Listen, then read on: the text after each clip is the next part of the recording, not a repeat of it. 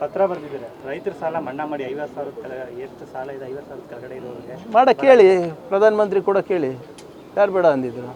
ನೀವು ಮಾಡ್ಬೇಕಂದ್ರೆ ಹೌದು ಸರ್, ನಾವೇ ಈಗ VBG ಗ್ರಾಮ್ಜಿನೂ ನಾವೇ ಮಾಡಬೇಕು. ಕೇಂದ್ರ ಪುರಸ್ಕೃತ ಕಾರ್ಯಕ್ರಮಗಳು ಯಾವುದು ಮೋದಿಯವರ ಹೆಸರಿದೆ ಅದಕ್ಕೆಲ್ಲನೂ ನಾವೇ ದುಡ್ಡು ಕೊಡಬೇಕು. ಜಲ್ ಜೀವನ್ ಮಿಷನಿಗೂ ನಾವೇ ದುಡ್ಡು ಕೊಡಬೇಕು. ರೈತರ ಸಾಲನೂ ಮನ್ನಾ ಮಾಡಬೇಕು ಅಂದರೆ ಮಾಡೋಣ. ಇವ್ರು ಏನು ಮಾಡ್ತಾ ಇದ್ದಾರೆ? What is the state governments responsibility versus the central governments responsibility?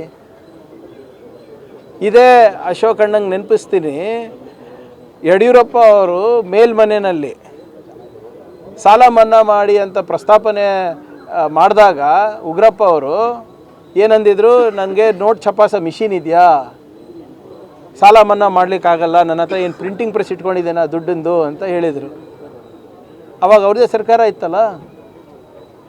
ಭಾಳ ಸ್ಪಷ್ಟವಾಗಿ ಮುಖ್ಯಮಂತ್ರಿಗಳು ಏನು ಹೇಳಿದ್ದಾರೆ, ಇನ್ನು ಈಗ ಗ್ರೌಂಡ್ ಟ್ರೂತಿಂಗ್ ಆಗಬೇಕು, ವರದಿಗಳನ್ನು ಸಲ್ಲಿಸಬೇಕು, ದತ್ತಾಂಶಗಳು ಬರಬೇಕು, ಅದಾದಮೇಲೆ ನಾವು ನೋಡ್ತೀವಿ.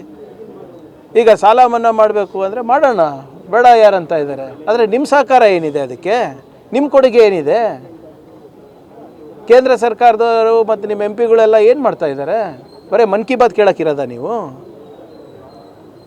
ನಾವು ಭಾಳ ಸ್ಪಷ್ಟವಾಗಿ ಮತ್ತೊಮ್ಮೆ ಹೇಳಲಿಕ್ಕೆ ಇಚ್ಛೆ ಪಡ್ತಾ ಇದ್ದೀನಿ, ಮಾನ್ಯ ಮುಖ್ಯಮಂತ್ರಿಗಳು ಎಲ್ಲ ರೀಜ್ನಲ್ ಹೆಡ್ ಕ್ವಾರ್ಟರ್ಸಿಗೆ ಹೋಗ್ತಾ ಇದ್ದಾರೆ.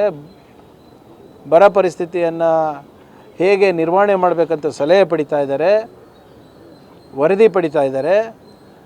ಅದು ಏನು ಕೇಂದ್ರ ಸರ್ಕಾರದ ಮಾನದಂಡದ ಪ್ರಕಾರ ಡ್ರಾಟ್ ಡಿಕ್ಲೇರ್ ಆಗಬೇಕಾಗಿದೆ, ಅದಕ್ಕೆ ಏನೇನು ಬೇಕು ವರದಿಯನ್ನು ಸಿದ್ಧಪಡಿಸ್ತಾ ಇದ್ದಾರೆ.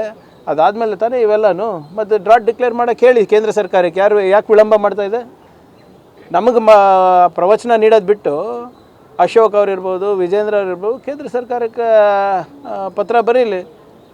ಮಾನವೀಯತೆ ದೃಷ್ಟಿಯಿಂದ ತುರ್ತಾಗಿ ನೀವು ನಿಯಮಗಳನ್ನು ಸರಳೀಕರಣ ಮಾಡಿ ಸರಳಗೊಳಿಸಿ ಬರೋದು ಡಿಕ್ಲೇರ್ ಮಾಡೋಕ್ಕೆ ಹೇಳಿ.